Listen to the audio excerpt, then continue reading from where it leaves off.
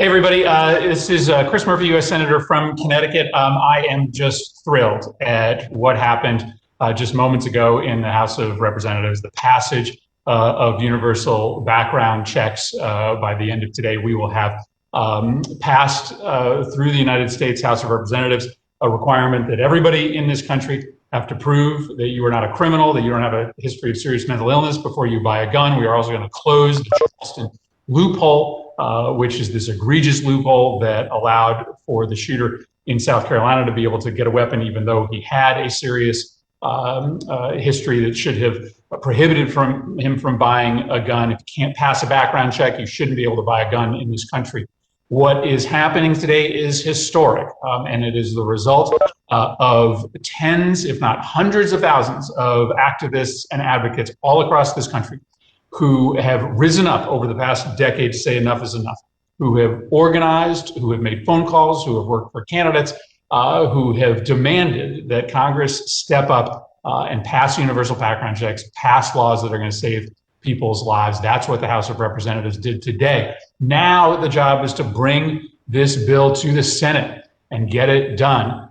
Mitch McConnell would not bring any anti-gun violence legislation before the Senate over the past 5 years. And he wouldn't do that because he knew that if he put his members in a position of having to choose between 90% of their constituents and the NRA, many of his members were going to choose 90% of their constituents. And so this is a moment now where, with Chuck Schumer as the new majority leader, we have a chance to take this bill and put it in front of the Senate and demand its passage so that we can send it to a president who has a history of taking on and beating the NRA. So I am really excited today to kick off this virtual march. I wish we could all be together in person in Washington to celebrate the passage of background checks and the closing of the Charleston loophole through the House of Representatives. But we are going to do this virtually today. So we've got anybody and everybody inside the administration and Congress who's been working hard on this issue, as well as so many of our committed advocacy organizations around the country. So I am just going to sort of MC this off the bat and kick it off to maybe the most courageous leader in this movement today, somebody who has risen from tragedy, who has built one of the most effective lobbying and advocacy organizations in the country, somebody that I came into the House of Representatives together with back in 2007. It's just my absolute honor to be able to thank Gabby Giffords for what she has done to get us to this day and to introduce her to say a few words. Gabby. I've known the darkest of days of pain and uncertain recovery. But confronted by despair, I've summoned hope. Confronted by paralysis and aphasia, I responded with grit and determination. I put one foot in front of the other. I found one word and then I found another. My recovery is a daily fight, but fighting makes me stronger. Words once came easily. Today I struggle to speak, but I've not lost my voice. America needs all of us to speak out, even when you have to fight to find the words. I'm also in a second fight, the fight to stop gun violence. It's also a fight forged by tragedy and pain, a fight that can change lives. We are at a crossroads. We can let the shooting continue, or we can act. We can protect our families, our future. We can vote. We can be on the right side of history. Please join us in this fight. Thank you very much.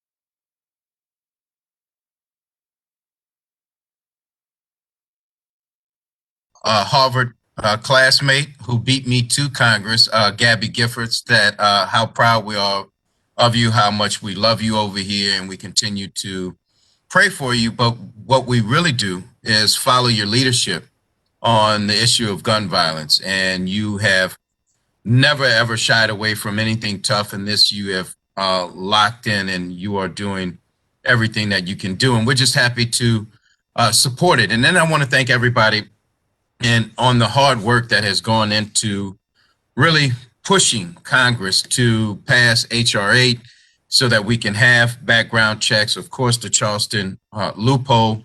And our position at the White House is that we don't want obstruction or inertia to get in the way of this transformational legislation. And I just saw my speaker, because she will always be my speaker, Nancy Pelosi, pop on. And I want to thank Nancy, of course, for her leadership. But I want you to know that this administration is concerned about gun violence and community gun violence all across this country. And it's an issue that we take serious. Ambassador Rice and I have met with many of you, many organizations. We're going wherever gun violence is affecting people, we want to be involved, and we want you all to be a part of the solution. And so we want to make sure that we're not that we are supporting the efforts and ideas that you have. And we just want you to know that H.R. 8 is important to us. Charleston loophole is important to us. We look forward to signing it. We look forward to getting involved to make sure that we can sign it. But we won't be able to get there without people like you supporting it and pushing it, because the speaker will tell you that creating the public pressure behind issues makes it so much easier to get to the finish line. And so that's the work that you all have been doing. That's the work that we're committed to do. And hopefully we can get this done. And then we can continue our fight to look at all of the root causes of community violence and gun violence. And so, again, with that, let me just thank you all again. Chris, I will miss you in the baseball game, but I will continue to fight with you. And let me just publicly thank you for your you holding the floor that night to really push the issue. And then to watch my speaker do it with 4-inch heels on for 9 hours, I think she held the House floor to really highlight it in the sense of John Lewis and others who have fought their entire career. I'm just so happy to be associated with you all. And I tell my survivors and my activists to keep doing what you're doing, because it's making a difference. And I want you to know we're paying attention to what you're doing, and we're here to support you. So, Chris, with that, I yield back and thank you again. Let me turn it over to Mike Thompson, who midwifed this bill through today. Mike, it's all yours, and you can introduce our next very important guest. Well, Chris, thank you very much, and Cedric, thank you for joining us and for your commitment on behalf of the White House. This is an incredibly important day. H.R. 8 passed 227 to 203. I see on the board the Charleston loophole bill is going to pass, already has Republican support. So good day for gun violence prevention. And Speaker Pelosi, thank you for all the leadership that you've provided. Thank you for assigning me this responsibility with the task force. But as the other speakers have said, none of this could have happened if it weren't for the outside groups, the advocates, all of you. You have brought incredible movement, incredible pressure to this. And no one speaks with more passion, more commitment, more dedication, and more heart than our good friend and former colleague, Gabby Gifford. You have just been a stalwart on this, Gabby, and I'm so honored to call you a friend and to have served with you in the House and to work with you on the important issue of curbing gun violence. We're going to do this. We're going to do it, and it's because of all of you and because it is the right thing to do. So thank you all again, and I look forward to our continuing to work together, and want you to know that we're going to get there. President Biden's going to sign this into law. And with that, I'm going to turn it over to Speaker Nancy Pelosi. Thank you very much, Mr. Chairman. Your work as the chairman of the Task Force on Gun Violence Prevention has just made all the difference in the world. As a gun owner, as a veteran, as a hunter, you can speak the language, you understand the market we're trying to reach in order to get this job done. It's interesting because this legislation, I was there, Mr. Clyburn was too, when we passed the bill in 1994. And what we're trying to do now is address the realities of life. It wasn't until the late 90s that we passed the Telecommunications Act. Then what ensued in terms of the internet and the rest has now taken us to a place where we need to address internet sales. It wasn't that we overlooked it then, it didn't even exist then. And of course, the gun show issue has changed from then to now because they've exploited that opportunity. But I want to go back to something Cedric said, and that is the outside mobilization makes all the difference in the world. We have two things going for us. We in Congress are like in the middle of a sandwich. The President of the United States, Joe Biden, has spent more time with survivors, the families of those who have lost their loved ones. Many of us have been out on the campaign with Mark. I see Mark there and Poe, Representative Brady, all different groups that have worked so hard on this. And of course, our own colleague, Lucy McBath, speaking for the survivors. And we have said to the survivors, we're not going away. Shannon Watts has had us at her Moms Demand Action that we're not going away until this gets done. But it's not that you need any more motivation and March for Our Lives. All of those things are such an inspiration, but they're also the most effective tool to get the job done. We have a president who has spent time with the survivors.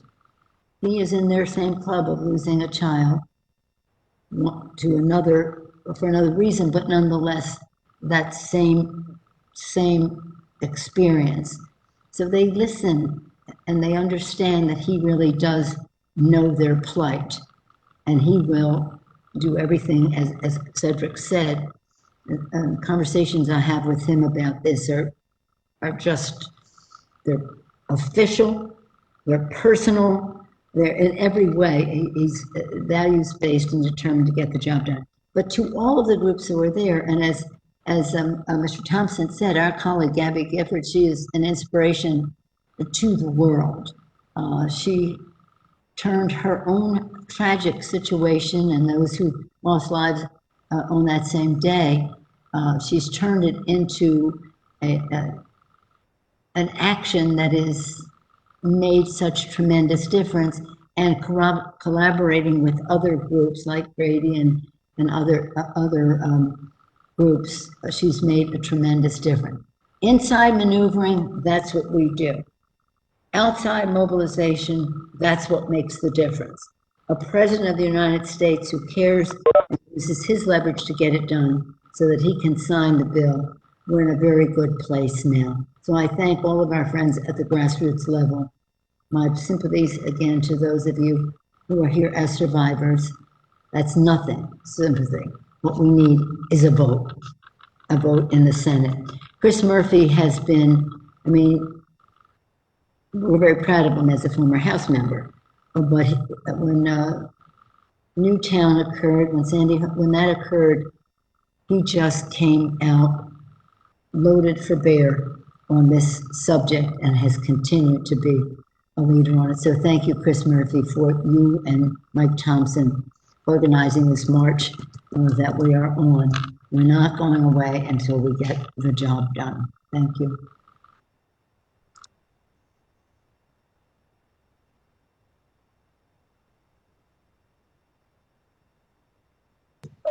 Don't take me out. Dick Blumenthal, you're up. Thank you. I am so proud and honored to be joining all of you and inspired by your example of leadership. I want to join all of my colleagues who have congratulated and thanked the survivors, the grassroots organizations that are represented on this call, Giffords, Brady, Everytown, Moms Demand Action, Students Demand Action, Newtown Action Alliance, Sandy Hook promise, I could go on, and very close to my heart, Connecticut Coalition Against Gun Violence. In Connecticut, we have some of the strongest gun laws in the country, but we are only as strong in our gun violence prevention laws as the weakest state, because guns have no respect for state boundaries. And the rules should be, across this great country, no check, no sale. No check, no gun. Universal background checks are nearly universally popular. We know the American people want them. This bill is an idea whose time has come. I remember vividly how Gabby Giffords came to Connecticut a day or so after the Sandy Hook massacre and comforted and inspired those families. She's continued to do it, and so have the survivors represented on this call inspired and motivated others, so that now we have a grassroots political movement, which didn't exist then. That's what's different. A political movement that led to members of Congress running on this issue, making it an issue in their campaigns, winning seats in Congress. So we have a grassroots movement, and at the same time, the NRA is imploding. Our opponents are weaker than ever. We've broken the vice-like grip of the opponents of gun violence prevention on the Congress. And so I think universal background checks, as well as other reforms, closing the Charleston loophole, which I've championed in the Senate, and of course, safe storage laws, Ethan's law, domestic violence, victim protection, repealing PLCA, the sweetheart deal with the gun manufacturers, as well as emergency risk protection orders. All of these laws form a comprehensive package, because there is no one solution, no panacea, but we need to begin right now with universal background checks.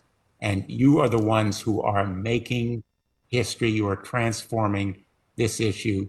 And we will have a vote in the United States Senate. We will have a vote. Senator Schumer is committed to it.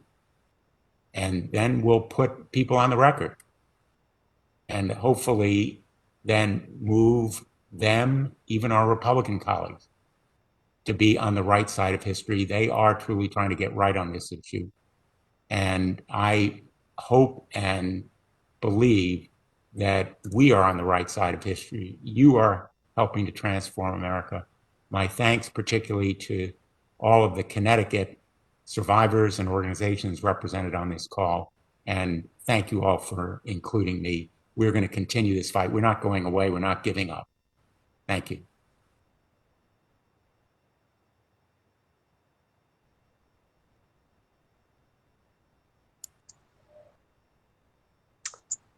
Thank you so much, Speaker Pelosi, Senator Murphy, Representative Thompson, Director Richmond, Senators Blumenthal and Durbin, Representatives McBath, Kelly, and Deutsch, and all of the other leaders on the line today. I am so proud to stand with all of you as we fight to pass H.R. 8 and to address the Charleston loophole. This is a huge moment for our movement. We are on the precipice of finally addressing a crisis that has killed millions of Americans.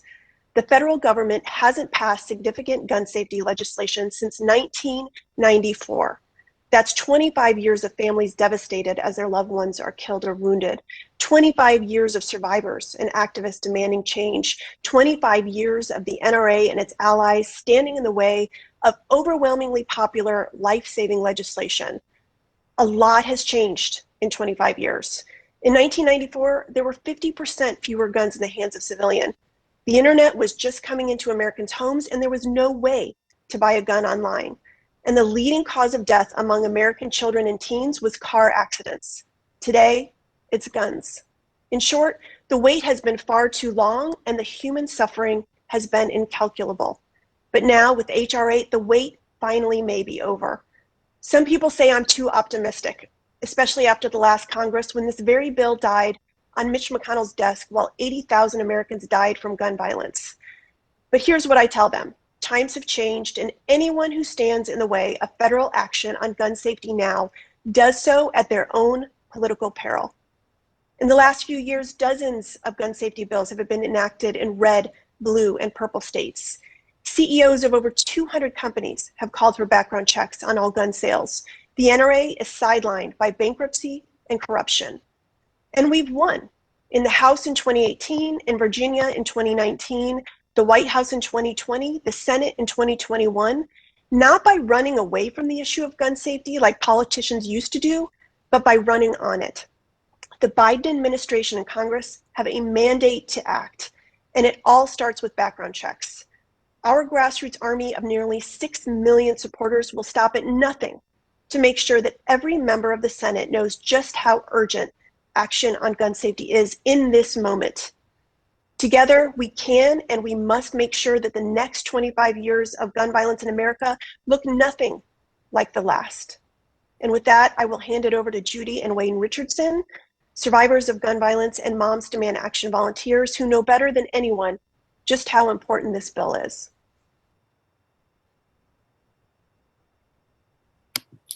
Thank you. Our beautiful daughter Darian has been gone for 11 years now. She was shot several times when armed intruders burst into her home in Portland, Maine, and opened fire into her bedroom where she was sleeping. She spent 3 days in the ICU and nearly 3 more weeks in critical care, and the weeks following working through the physical, psychological, and emotional pain that accompanies recovery from severe trauma. Every day, Darian put on her beautiful, brave smile and did her best to move forward. But she suffered from PTSD, sleeping with the door open and a light on, and her health struggles continued. Tragically, 51 days after she was shot, she died of complications from her gunshot wounds.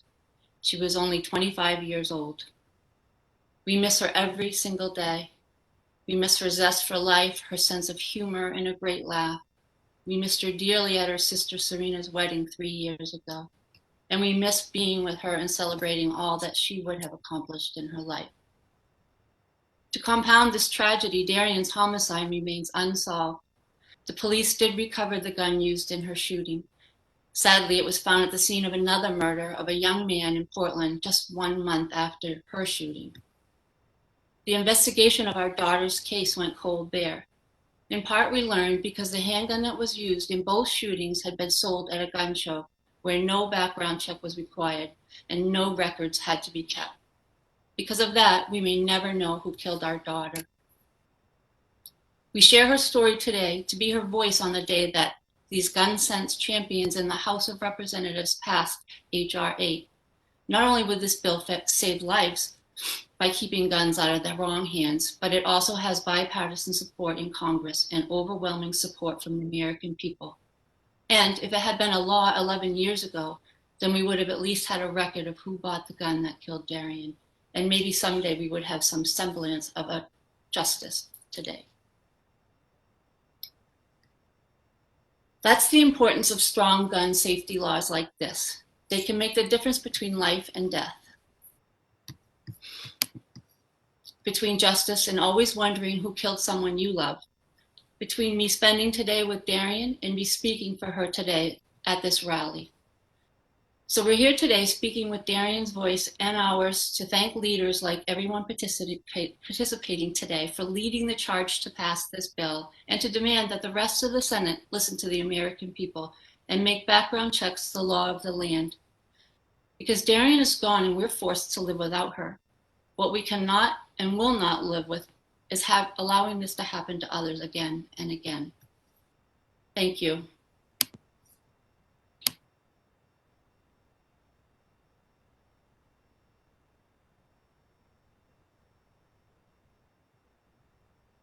Lucy, if you're there, we'd love to hear from you.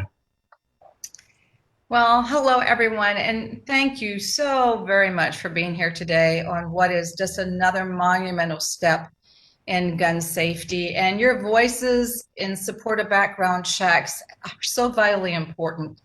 And what I want you to know is today is your day. Today, survivors and gun violence prevention advocates and those leaderships and gun violence prevention organizations that have worked and tarried so hard for so long. Today is your day. And I thank my colleagues in the House and the Senate who have worked tirelessly, even before I got here to Washington, to once again bring us to this day. The day that we've actually passed H.R. 8 in the House, again for the second time.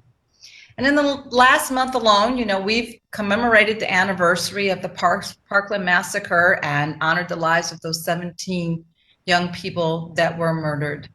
And, we've celebrated what would have been Trayvon Martin's 26th birthday. And we have reflected on the birthday of Mara Binkley, who is my constituent, who was killed in a yoga studio in an act of violence towards women in Florida. And we have observed the 1-year anniversary of the murder of Ahmad Aubry, a young Black man who was killed while simply just running down the road in his own community. And as my family and I do every year on Jordan's birthday, which was February 16th, we remembered with profound sadness the life of my son and the short 17 years that he actually lived on this earth. All from gun violence. All this gun violence in just 1 month. Last month. We have an historic moment in front of us today to prevent the anguish that comes with losing a loved one. And since my son Jordan's death, and long before I became a member of Congress, I've been working to pass these very pieces of legislation. And my work in the halls of Congress is deeply rooted in the work to prevent heartbreaking deaths like the one that ripped through my own family. We know that universal background checks save lives. We know this. And this is the common sense legislation that will prevent more families from knowing the pain of losing a loved one to gun violence. But no one should ever lose anyone that they love that way. I may have lost my son Jordan, but I'm still his mother. I just call myself now a mother on a mission. And I promised that I would stay true to this mission and to help protect the lives of children just like him. I promised that I would dedicate my life to families like mine in Georgia and across the country who are terrified that they're going to send their children off to school one day and never see them come home. Terrified that one day they're going to be me. I hope we can all remember that this is not just about one piece of legislation or two pieces of legislation. These are just not words on a page. These are lives. These are human beings that we're talking about. This is flesh and blood that we are fighting for every single day. This is about the 6-year-old in a lockdown drill who's forced to have to choose between, hiding in a closet or rushing the gunman. It's about how many anniversaries that we now must commemorate because of the murder of a friend or the suicide of a partner or the massacre of children at a school. It's about the parents across America who now celebrate their child's birthday just like I do, just like many of you do. Our vote today is just the beginning. Just the beginning. And this is not an end. We now call on our colleagues in the Senate to do what is right to keep Americans safe. To quickly take up this bill, pass it, and send it to the president's desk. Because this issue is not a Republican issue. It is not a Democrat issue. This is an American issue. And we must do so. We must work to pass this legislation because the lives of our loved ones are on the line. And thank you to all that have done so much to make this day yours. Thank you.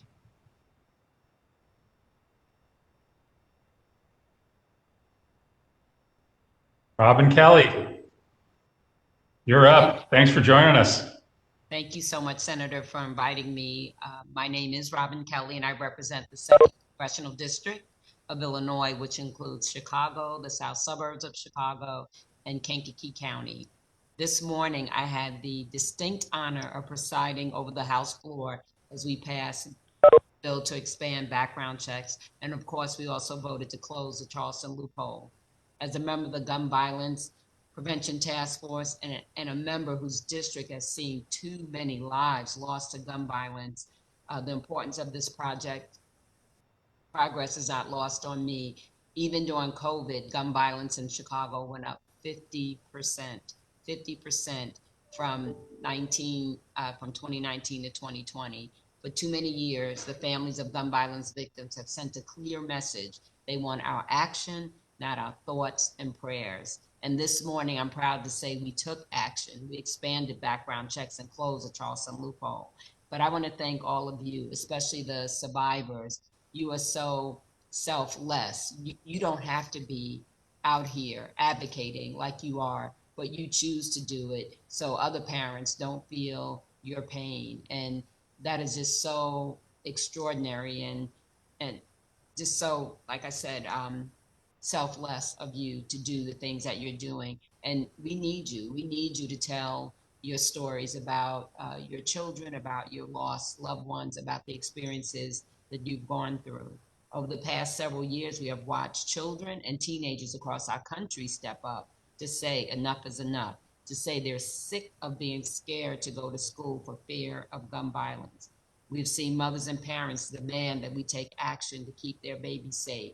As my colleague Lucy McBath said, young or old, Republican or Democrat, Black or white, there's broad support for addressing the gun violence epidemic issue in this country. It's not red and it's not blue.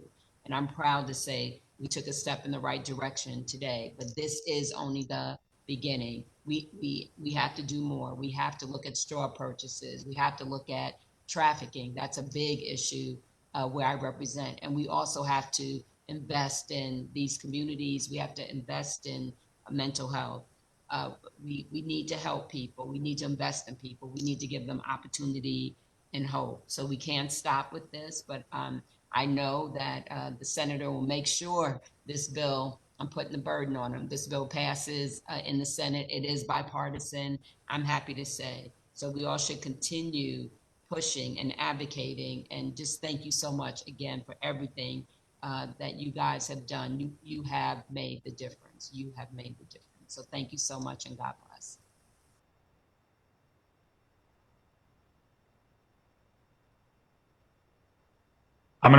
We've got a number of fantastic advocates, starting with Greg Jackson, and I'm gonna let you guys just, you know the order that you're speaking in. I'm gonna encourage you to just go one by one, because I've got a vote on the floor, so I might have to step out from moderating, but we've got an unbelievable lineup here of folks who have been on the ground advocating for change. So Greg, kick us off.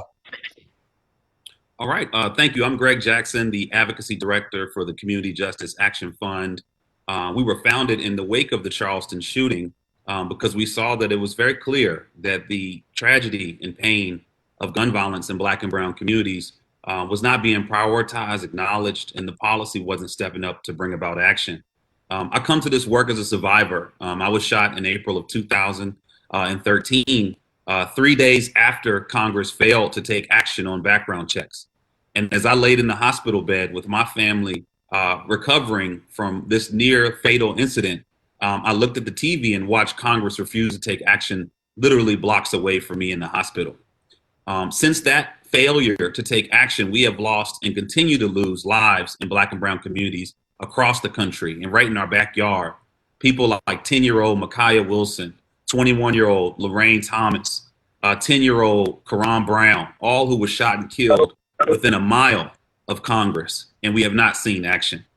In Black and brown communities, this crisis is more than a political issue. It is now the #1 cause of death for Black men, #1 cause of death for Black youth, the #2 cause of death for Latino men and Black women throughout our country. And so this is way more than a political issue for us. This is literally life or death.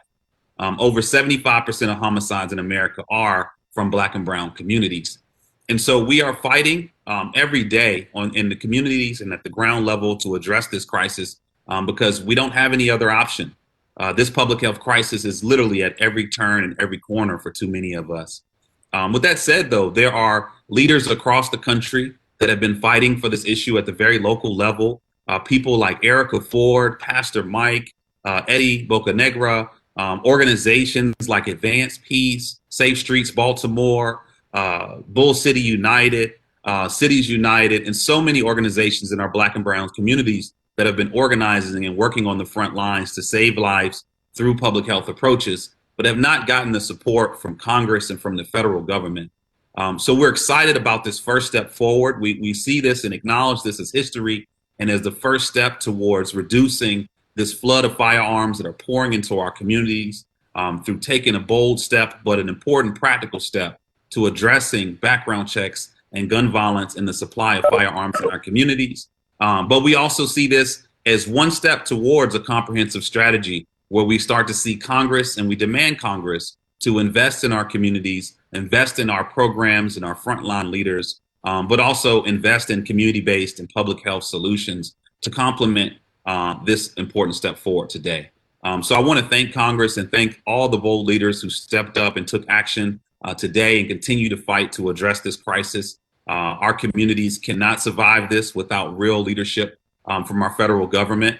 But we're also excited to know that we have partners at the community level that now have partners in Congress to do this really important work. So with that said, I want to thank you again and pass it to Arisa Napier-Williams, someone who is one of those amazing community leaders on the front lines with Not Another Child and an amazing partner and friend of mine. So Arisa, please take it away.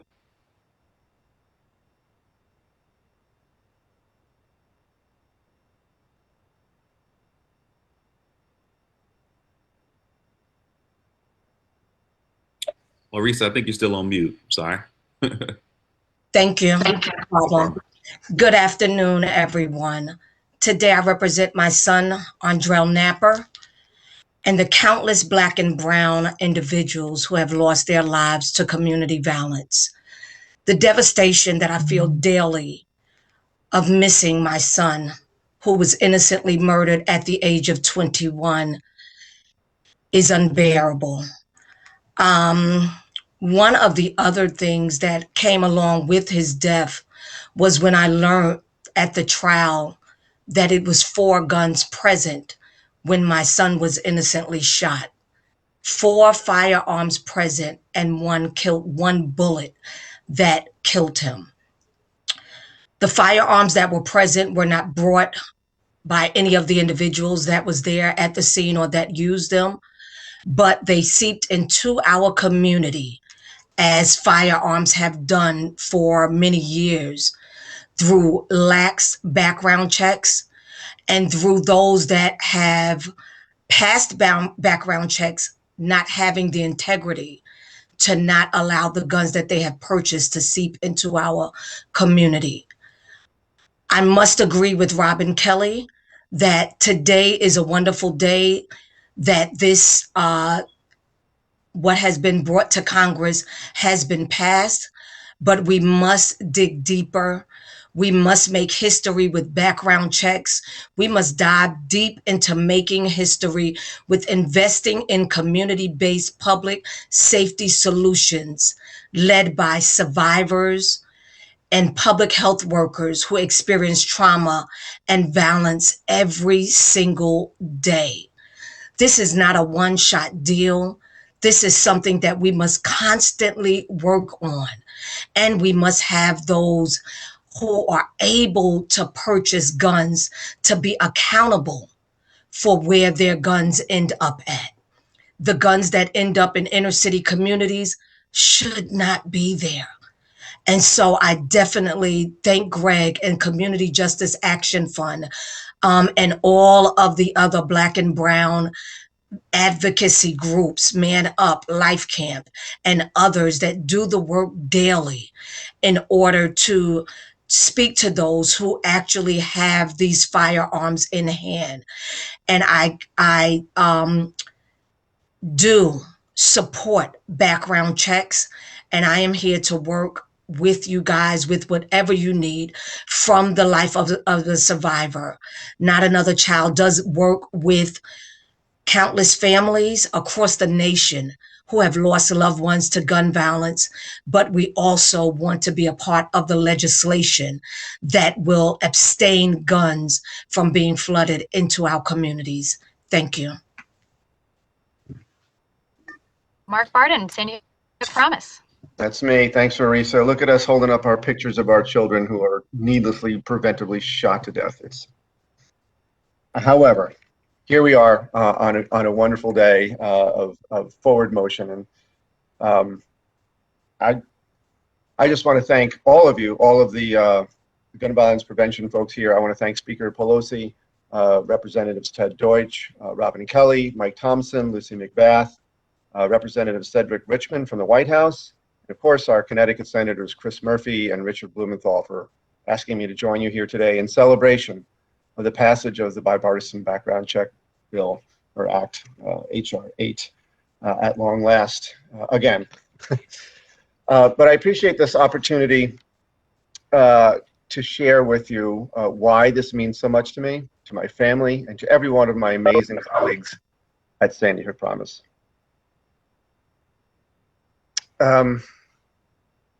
This is my son, Daniel. And on the morning of Friday, December 14th, my precious son was 7 years old when he was shot to death in his first grade classroom by a young man who should not have had access to any guns, much less an AR-15 that he used to murder my sweet little Daniel with. The pain my family continues to endure since Daniel was shot to death is impossible to comprehend unless you too have lost someone precious to gun violence, as so many have. In the weeks and the months following the shooting tragedy, my family and I traveled to Washington.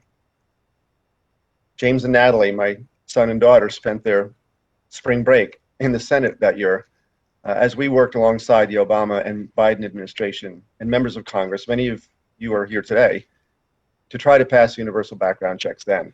And we knew in our hearts then, just as we do now, that we are committed and we will remain committed to sparing other families from living this pain, because far too many American lives, far too many American families are already living with the never-ending pain of losing a loved one to preventable gun violence. And that's why today, more than 8 years after the shooting that took my little Daniel from me, from us, I'm so grateful that we are closer than ever to making real progress toward that goal. This is such a personal victory for me to share this significant step forward with you. My colleagues and I at Sandy Hook Promise remain committed to continue our work in partnership with you, as we have from the beginning, from the very beginning of this journey, to see this life-saving legislation across the finish line and finally become the law of the land. So from the bottom of my heart, on behalf of myself and Sandy Hook Promise, thank you, and we will continue this work with you. Jeanette Richardson. Hi, everybody. I'm just humbled by everyone that's here. This is my Patrick. He was murdered on New Year's Eve, 2004. And I'm here because he wanted me to be here. In the fall of 2003, he was a freshman at the Ringling College of Art and Design. He watched the movie Bowling for Columbine with his freshman class, and they had a long discussion about gun violence in America, 2003. So I've been doing this a long time. And he came home and told me that I had to watch the movie. He rented it for us, and then he had a discussion much like the one he had in school with my husband and I. Weeks later, when he came home for Christmas, of course he was killed, a very random situation, and it was just unbelievable that this could happen. But as I started to look around, the things that he had talked to me about came to my process. It was so hard. He wanted me to make sure that every senior in America watched the movie Bowling for Columbine and talk about it. And he had no real answers, but I know one of the first answers is background checks. It came to me immediately as I started to see legislation and statistics and how this goes on. I just really need this to happen. I pray the Senate does this, because here's the thing. I had a child after we lost Patrick. He was 7 when Sandy Hook happened. He had to learn how to hide under a desk. And today is so emotional because this is his first day back after being gone from, the COVID lockdown for over a year. And I'm wondering, will they do another drill? How are they going to deal with this? But the first step, it's so logical. It's so logical. The background checks, close these loopholes. My son was killed with a stolen weapon, and it didn't matter. As I spoke to the Commonwealth's attorney about it, it was as if it didn't matter to them. It should matter. Saving lives matters. These are life and deaths. It's just got to stop. And I just really appreciate all the hard work that everyone has been doing.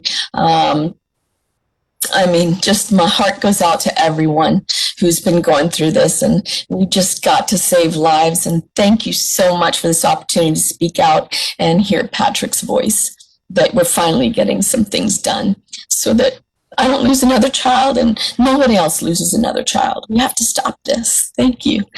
Thank you so much. Maisha Fields from Brady. Hello, my name is Maisha Fields, and I am the Vice President of Organizing for Brady. But not only that, I too am like many of the survivors who are on this call today. No different than Gabby Gifford, Lucy Macbeth, and Miss Richardson, who we just heard from, and the other survivors who are on this call. I want to honor you. I want to honor your children, Judy and Wayne.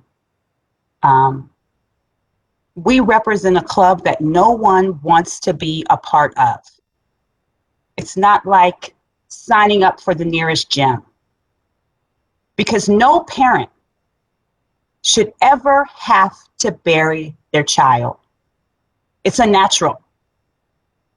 It's not normal. And when it happens to you, it changes the course of your life.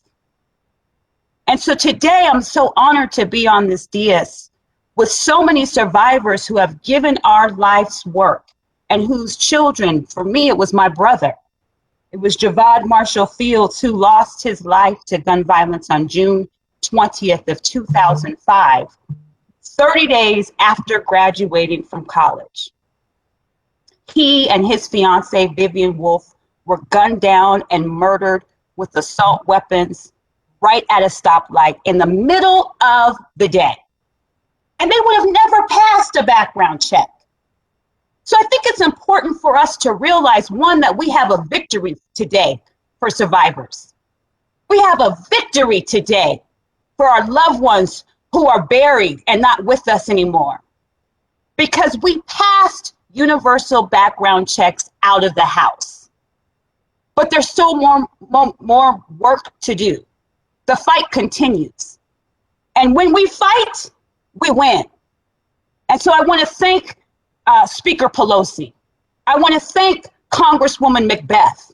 I want to thank Senator Murphy for carrying this legislation. I want to thank the Biden and Harris administration for saying this is not just a moment, but this is a movement to end gun violence in the United States, to make sure 100 children don't die, 100 people don't die from gun violence every day. There's someone that I admire very deeply, and he was murdered with a gun. He was assassinated. You may know his name. It's Martin Luther King, was assassinated by a gun. And prior to being assassinated, he said that we are now faced with the fact that tomorrow is today. He said that we are confronted with the fierce urgency of now. And in this unfolding conundrum of life and history, there is such a thing as being too late. This is no time for apathy or complacency. This is our movement. This is our time to execute on our urgency of now.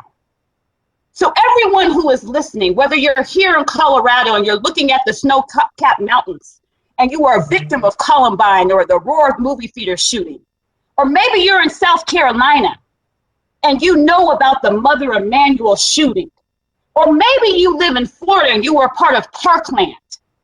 Wherever you live, or maybe you're in Oakland or Chicago and you're experiencing community gun violence, this is our moment and there's an urgency of now. So we need everyone across this country to call on your US Senator and say, pass universal background checks. And this should be easy. And the reason it should be easy is because we know the majority of Americans support it.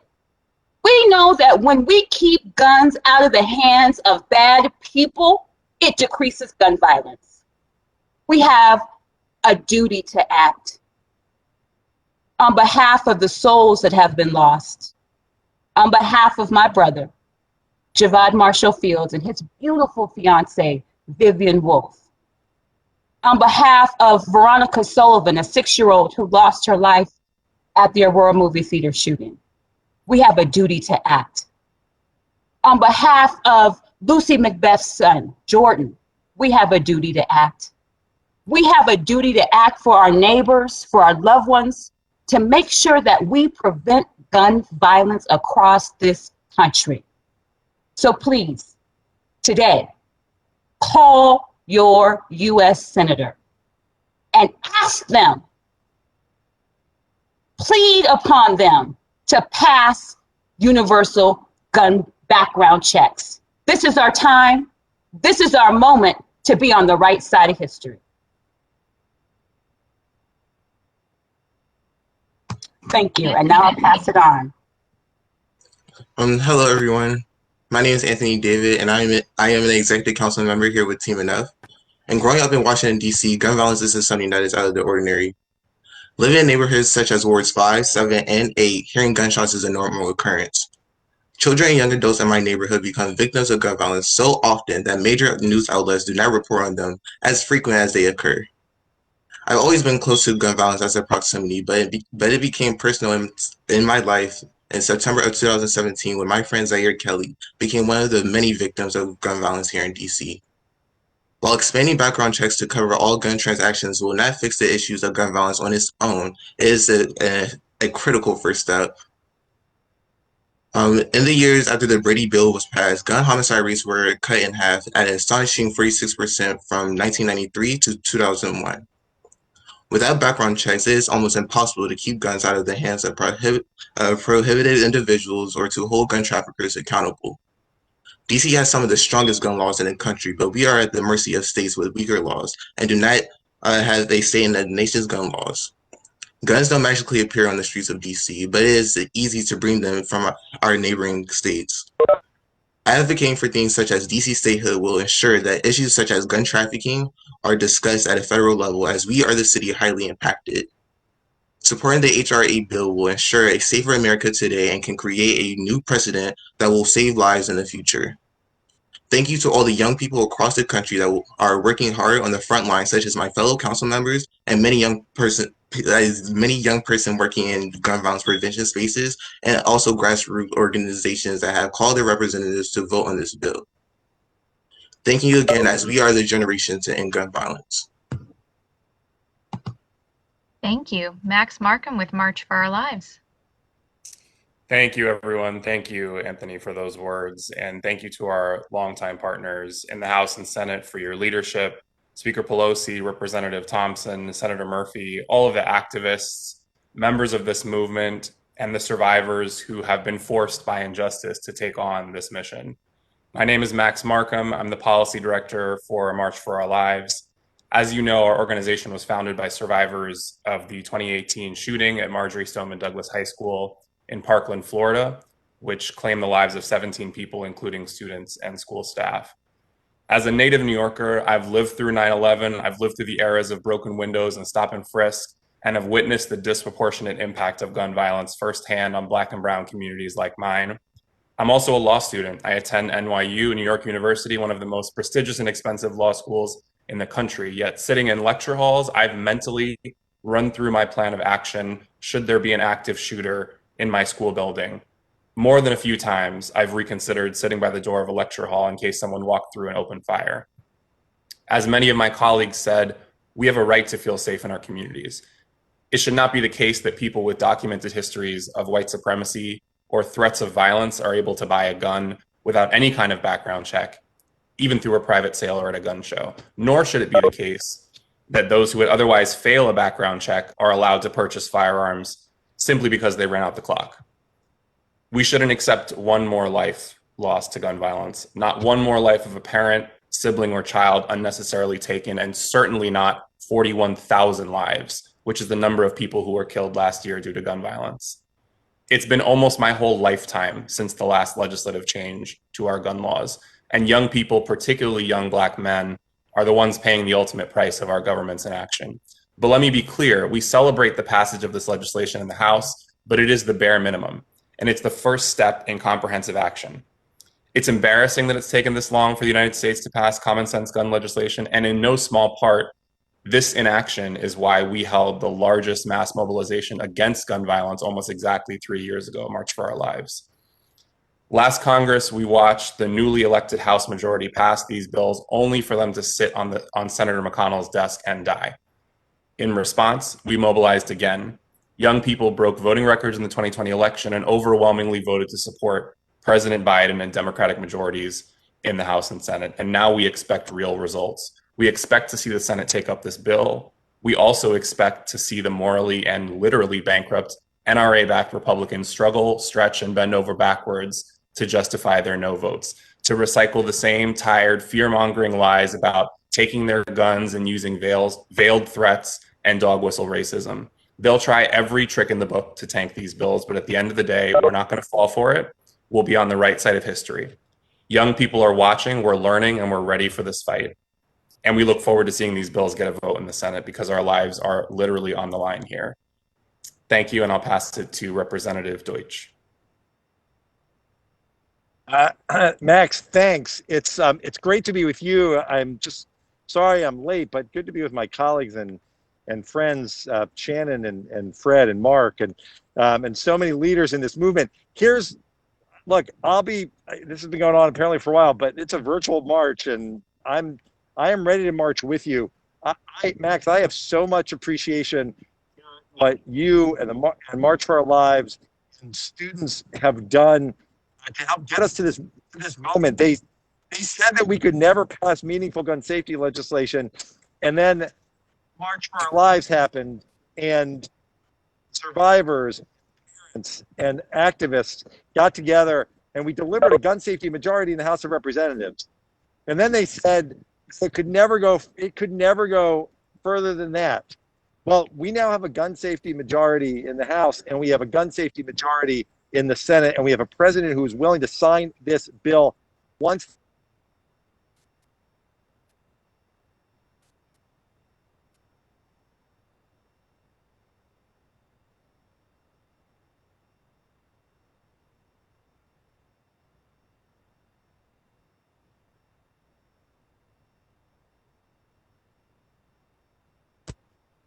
Continue to succumb to the dollars pressure from gun manufacturers, and to finally put the interests of their community and the safety of their community first. I am ready to march with you today and every day until we pass meaningful gun safety legislation. And then when we continue to march to do more to keep our communities safe. Thanks so much. So much for helping us get to this day. And let's all work together to continue to move forward and get these two important bills from today to President Biden's desk. That's the first step in helping to make our community safer. Thanks everyone for giving me the opportunity. Josh Horowitz with the Coalition to Stop Gun Violence. Thank you. Thanks for having me today. I'm really appreciative to be here. Thank you, Speaker Pelosi and Representative Thompson, Chris Murphy and Senator Blumenthal and to all my colleagues and survivors, I'm honored to stand and be part of this with you today. I'm very appreciative. My name is Josh Horowitz. I'm the executive director of the Coalition to Stop Gun Violence, and I'm here because I believe in evidence-based policy, but I'm also here because I lost a close friend to gun violence in the form of suicide. So this is very personal to me. When I think about HR 8, I think about the background checks. I think about how important this is to get done. I think about background checks as the building blocks for all that we do. We think about the need to keep guns away from domestic abusers. We think about the new extreme risk protection order laws across the country and how important that is. We think about that we need to keep guns out of the hands of people who are a harm to self or harm to others. And how do you do that without a background check? You can't. Background checks are the building blocks of all we do, and they're one of the reasons that we're here to save lives. At the Coalition, we bring a public health and an equity lens to what we do. We believe that community violence prevention is a key public health prevention, and also that we need to have laws like HR 8 to save lives. HR 8 will bring all of our systems together, the building block of what we do. It's imperative that this pass so that all the things that we do to stop gun violence work better, so that we save lives, so that we make America a safer place. I've been doing this for almost 30 years. I watched it was terrible when the Senate voted down the background check bill after the Sandy Hook shooting. What we have today is an opportunity. It's an opportunity for the Senate to remove the stain, the shame of voting that bill down, a bill that 90% of Americans support. Today, with everybody in this room's help, with everybody who's watching, we have an opportunity to take that shame off the Senate. And I urge everybody to get involved in that effort. It's time. We have background checks across this country. It's time to act for all of us, for all the survivors, for everybody who's lost something. Let's get this done now. Thank you.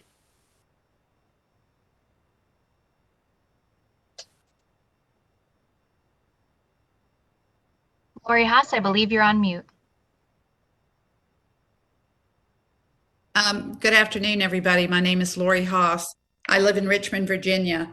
My daughter was shot and injured in 2007 at the Virginia Tech massacre, the massacre that ushered in the era, of so many mass tragedies. We know that this bill is a good step and it's a step in the right direction. And I thank everybody on this call who has worked on this issue for years and years, and for some of us, decades. I thank our elected leaders for their leadership, but most importantly, I want to recognize all the survivors, all of the families whose loved ones were shot and killed, shot and injured, who lived with this trauma day in and day out, and yet put one foot in front of the other, step up and step out and use their voice and honor with action. Congressman Macbeth said it first, this is the first step. I also want to share that good things happen, like HR 8 and so many others, when we elect the right people to office.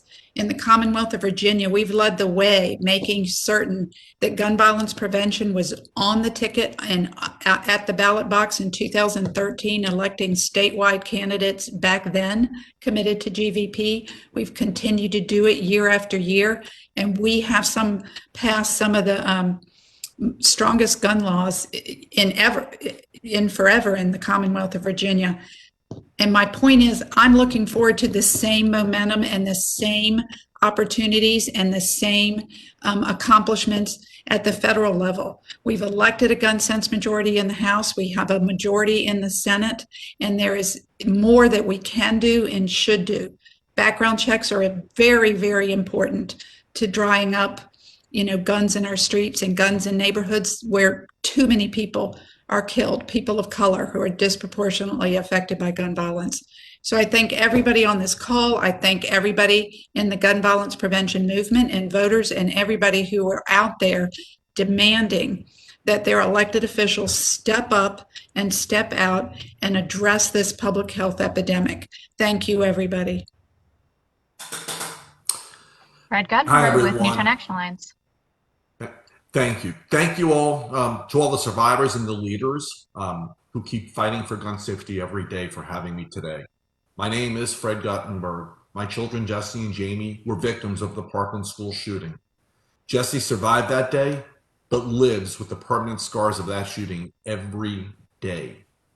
Jesse was the lucky one. My daughter, Jamie, was murdered that day. She will be forever 14. A single shot to her spinal cord in a high school hallway ended her life. I won't get to see her graduate this year. I won't get to see her go to college next year to experience love or get married. And I won't get to become a grandparent to her children. Jamie was one of approximately 40,000 victims of gun violence in 2018 and in the years since. The truth is, these shootings that have happened were predictable, they were preventable, and the ones that have yet to happen, but inevitably will in the future, are also right now predictable and preventable. It is time for us to start doing something about this public health emergency. It is time for us to take the steps needed to lower the gun violence death rate and to decrease the instances of gun violence in America. To fail at this bare minimum step of passing background checks is simply not an option. Let's be clear. Background check legislation is supported by over 90% of all Americans because we know we could become the next victims of gun violence. Let's also be clear. The 2018 and the 2020 elections brought the Democrats to power because Americans voted on this issue, on the issue of gun safety, and they expect results. Yesterday, I spoke to some members of the House, some Republican members, asking them to support H.R. 8. They told me that they believe this bill has no chance in the Senate, and they made it clear to me that they have no plan to vote yes today. Well, to my friends in the Senate, if the only way to pass this bill in the Senate is to end the filibuster, then let's do so. Pass gun safety now before you have to go home and explain to your constituents after the next inevitable mass shooting why you didn't get this done. For my family and too many other American families, it's already too late, but you have a chance to save lives going forward. My daughter Jamie lived her life with a favorite quote, and it's behind me. Dreams and dedication are a powerful combination. I am Jamie's voice now, and I have a dream of ending gun violence, and with your help, I am dedicating my life to do this. Let's do our jobs. Let's not fail. Let's get this done. Thank you. Chelsea Parsons with the Center for American Progress. Thank you. Thank you, Fred. And I just want to start by apologizing to Fred and apologizing to all of the other survivors who none of us should know, because you have been forced to step up and tell your stories over and over again. Because we have a problem in this country, and we need to stop pretending that we don't have a problem, and we need to stop accepting these horrific rates of gun violence as the cost of freedom. And I heard that a lot yesterday on the House floor. I heard a lot about freedom. But I didn't hear a lot about the freedom of people like Jamie and of people like Daniel and others to live their lives. And so I'm really happy to be here today. I'm really grateful to be in partnership with all of the folks on the phone and all of the folks, you know, who we work with to end gun violence. This gun violence is not inevitable. We know that we can do better, and we know because this is a uniquely American problem. And this is a problem that it is far past time for our elected leaders to take seriously and to do something about. You know, making sure our background check system works properly is truly the least that we could do to begin to address the problem of gun violence in this country. And that is all that these bills do that passed the House today and that are moving over to the Senate. These bills update our laws to account for the modern reality of how guns are bought and sold. These laws have not been updated in decades, and the gun industry, as a result, has been able to pump our communities full of guns largely without being held accountable at all for the damage that's done by these products. So, the Center for American Progress is deeply dedicated to continuing to work on these issues. We're pleased to partner with everybody on the phone here today. Ensuring that all of us have safe communities to live in is truly a foundation and a foundational requirement for all of our other progressive priorities. And so CAP is committed to this work, and we urge the Senate to take up these bills as quickly as possible and send them to the president's desk where they can be signed. Thank you. Jeremy Stein with Connecticut Against Gun Violence. Thank you. This is indeed a huge moment in history. I'm Jeremy Stein, the Executive Director of Connecticut Against Gun Violence and a board member of States United to Prevent Gun Violence, and I too am a survivor of gun violence. I want to thank my Senator, Chris Murphy, for hosting this event, and also thank my other Senator, Senator Blumenthal, as well as Speaker Pelosi and all the other elected officials and survivors for their tireless efforts to save our lives, to save our lives. And I'm here to tell you that background checks save lives. 672,000 dangerous people, including felons, people with severe mental health disorders, and domestic abusers have been prevented from obtaining firearms right here in Connecticut. In other states, those people may be coming to a gun seller near you. You know who doesn't want a background check? Criminals who would fail a background check. If you aren't convinced from the speakers, from the heroes that you have heard today, then maybe you are willing to ignore the fact that 100 people are killed every day from handguns. You are willing to ignore that a little over 8 years ago in Sandy Hook, Connecticut, 28 people were killed, including 20 elementary school children and 6 educators, and Congress failed to act. But now is the time to act. You are willing to ignore the thousands of people still have died from a gunshot in the last 10 years. In places like New Haven and around the country, the number of gun homicides have doubled this year. Black and brown communities have been hit the hardest. You might be willing to ignore the pain from the mothers, the fathers, and the children that you have just heard from, who have lost everything to gun violence.